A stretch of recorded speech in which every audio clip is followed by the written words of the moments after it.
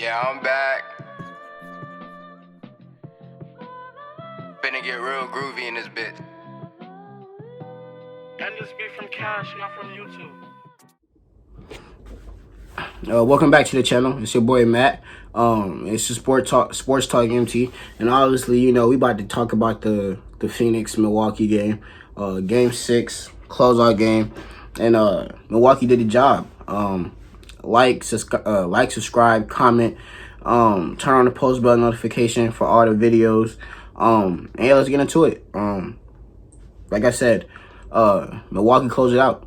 They did what they had to do. The score was 105-98.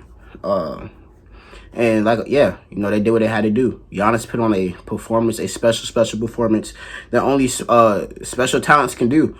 And he's most definitely a special talent. Had 50, 13, and 5 and 5 blocks. Chris Middleton came up in the clutch, hit timely buckets. He didn't have the most efficient game or the most loud game. He finished with, I think, 17, but he came in clutch when they needed him. And same with Drew Holiday. Drew Holiday had some timely buckets. Again, shot inefficient, but defensive wise, he allows Milwaukee to play any type of defense they want, because he's taking the primary ball handler out to play because of how great of a defender he is. So he made great plays on the defensive side as well. Phoenix, on the other hand, I think the better team won. I'm gonna just say I think the better team just won. I wouldn't say it was poor execution on Phoenix's part like it was in the previous games. I just think the better team won, and you just gotta tip your head off. You gotta tip your head off. I just didn't have it this year. Phoenix had a great year. From going 8-0 to the bubble to acquiring CP3, and the run they had, and the critics and the adversity they went through, for them to get this far, it was a great year. It was a great year for Phoenix. Devin Booker had a great year. CP had a great year. DeAndre Ayton had a great playoff run. Jay Crowder had a great finals run. But they just came up short. They just came up short, and that's okay. I think Phoenix has they have enough to come back to win. I mean, come back to back to a finals and possibly win. But Milwaukee was just on a different type of time. It was on a different type of mission. This team's been together for a few years. And in the offseason, there was doubt if Giannis was gonna resign, because they had just lost in the second round to Miami Heat last year in the bubble, and they were the number 1 seed, and the expectation was for them to get to the finals and possibly win, and they didn't meet that expectation. And that was a few years in a row. So there was speculation about Giannis not resigning. There was teams trying to throw offers like Miami. Teams like Golden State was rumored to be in the Giannis sweepstakes, and Milwaukee went balls to the wall, and they went and got Drew Holiday. They got the point guard they wanted, and obviously they needed, and you can see why with the championship that they won, and they gave up their future for this moment. And after that, Giannis signed, and it was the right choice. He signed. He believed in Milwaukee. He believed in the coaching staff. He believed in Coach Bud. He believed in his teammates, Chris Middleton, Brook Lopez. He believed in the front office to get the right players, and they did. Like the Bobby Portis signing was underrated at the time, but you see how big he was to this championship run, and yeah. So give credit to Milwaukee, man. They did everything they were supposed to do to get to this point, and they capped it off with a championship. But to get into the game, to start it off, the game was it was sloppy. It was sloppy. It was slow. But that's understandable. if you're Milwaukee, you're in a closeout game, and if you're Phoenix, you're in an elimination game. So it's a lot of nerves going through. It's not a lot of players who've been in that situation before. I think the only person on Phoenix that was in the finals was Jay Crowder. So yeah, so it's not. It wasn't like it was a usual thing for people. It was new. It was new for Chris Paul, new for Devin Booker, it was new for Giannis, So it took a while for them to get their feet wet and start rolling. And I think after the first timeout or the commercial timeout in the first quarter, Milwaukee they settled down, they started rolling. They ended up getting a 13-point lead going into the second quarter. And in the second quarter, Phoenix wiped that away quick. Went on I think a quick 8-0 run to open up the second quarter and got right back into the game. Chris Paul he started hooping in the second quarter. Had 10 in the quarter. Had 13 at half. But like I said, I wanted Phoenix to win in 7. But this felt like a Milwaukee game. From the jump off to the final buzzer, it felt like a Milwaukee game, and this was a Milwaukee game to lose. I don't know. I think it was just the energy and the crowd, and I just kind of feel it. You just feel stuff, and in your gut, you just go with it. I was like, this game was stressing me out because Phoenix was getting so close. Like, they had to leave for a while. But even down the stretch, it was just so close. It was 2-3, down 5. Like they were so close, but they could never get the lead and hold on to it. Yeah. So, like I said, Giannis had a historic final series. Historic.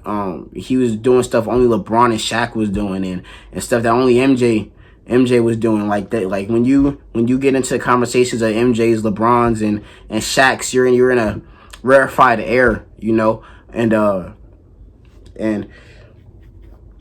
that's what he was doing. I think Milwaukee was the first team since the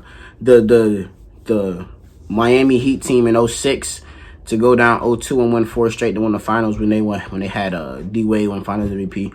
This whole team they just flipped the switch, man. They just flipped the switch and it worked. Chris Middleton didn't have the greatest game.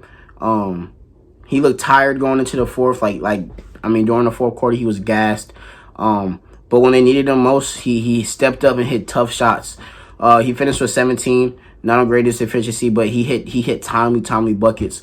You can give credit to that to the bad shooting performance to Phoenix's defense. In the games previous, the pick and roll with Giannis and Chris Middleton was working. Chris Middleton was getting into his spots. If he wasn't dumping it down to Giannis, he was making it at the mid-range. Basically every time, he wasn't missing. And so this game, they decided to blitz the pick and roll. They decided to blitz Middleton and force him to make a tough pass or try to force him to make a turnover, and it worked. It worked throughout most of the game. But when it kind of most, Chris Middleton made the shots, and that's why you have somebody like Chris Middleton, and you have the confidence in somebody like Chris Middleton because he can make those shots. Jrue Holiday didn't have a great offensive shooting game as well, but everybody knows that Jrue Holiday can affect the game in a positive way, so much more than just scoring or scoring efficiently, right? Because when he does that, that's just a plus because his defense is on another level. Like, he's one of the best perimeter defenders in the game, and if you didn't know that going into it and going into this series and into this finals, you most definitely know now. He took Phoenix completely out their game plan, and they had to switch it to try to have a manageable offense. Like, it was times where you had Jay Crowder and Mikal Bridges trying to run the offense because Jrue Holiday was taking Chris Paul and Devin Booker out the play or out the game. So the big three stepped up in their own ways.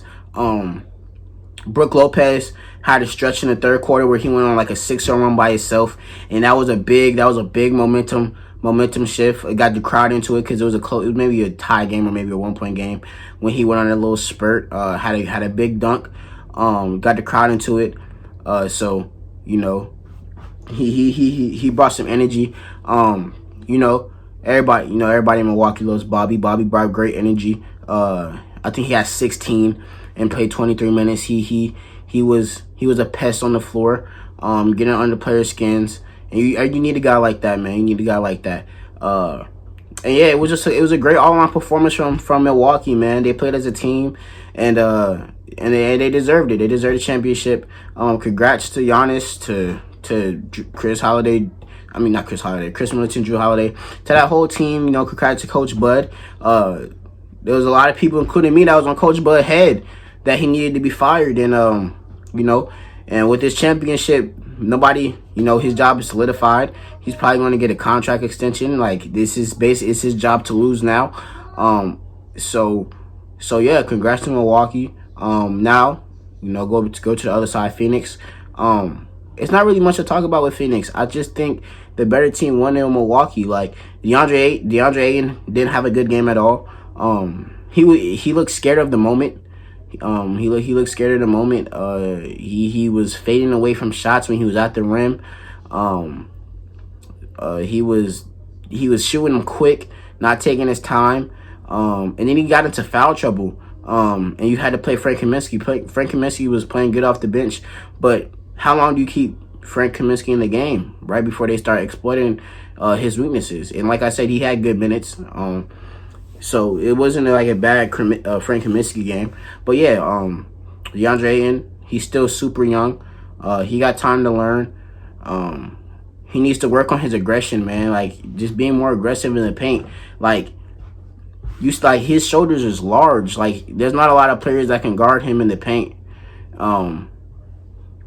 So if he get down there and start banging, he goes to the foul line more. You know, he doesn't go to the foul line at all. At all. He start banging more. That's easier points. That gets him in a rhythm. And that puts pressure on the other team's defense, right? When you got somebody in the paint who can go get it when he wants it, and he has the capability to do it, and he has a face-up game too, right? So, like I said, DeAndre Ayton, he's young. He's gonna have plenty of time to learn from it. Devin Booker, it was just one of them nights, man. It was just one of them nights, bad shooting night. Nothing was falling. He had finished with 19 points, but it was on bad finish. It was like 8 of 22.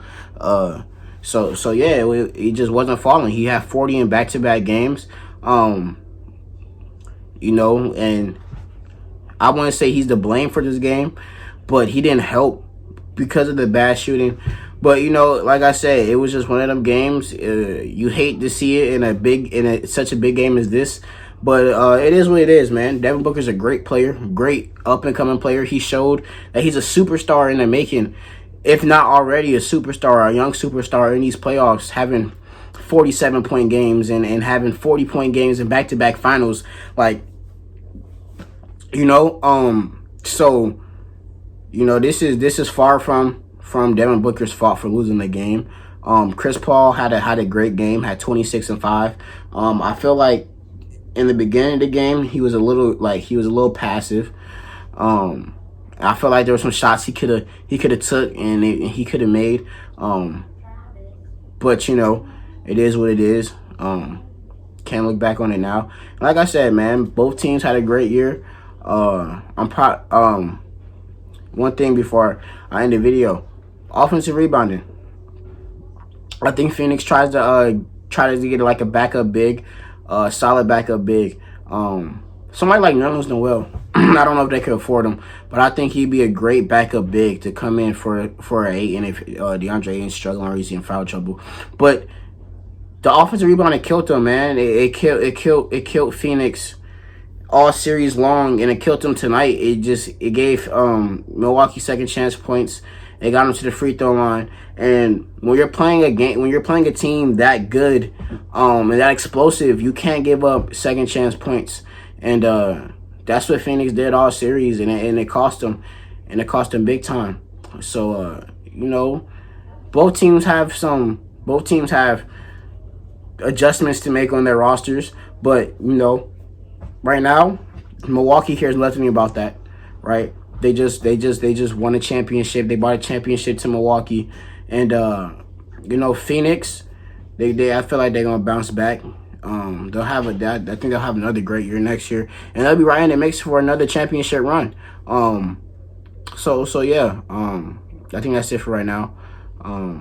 There'll be more videos as days go on and stuff like that. The draft is next week, so expect a draft preview video and a draft post game reaction or whatever. Cause I'm into the college game too. So expect that. But yeah. Comment how you feel about the finals. How you feel about Game 6. Go ahead and comment, or you could tweet me at Sports Talk with MT. It's going to be on the screen. It's going to pop on the screen somewhere over here. And like, comment, subscribe, turn on the post notifications. And I got the bands and I'm popping them tags. 20 something, yeah, he off his ass. All on the EA escape. Talking behind me, did the race. I got your bitch, not catch a case. Play with me, yeah, I shoot at your face. Nigga talk crazy, you know where you stay. I got the drink and I shoot where you lay. All with your bitch, I'm making a movie. I know that you mad. Nigga, I'm groovy, bitch.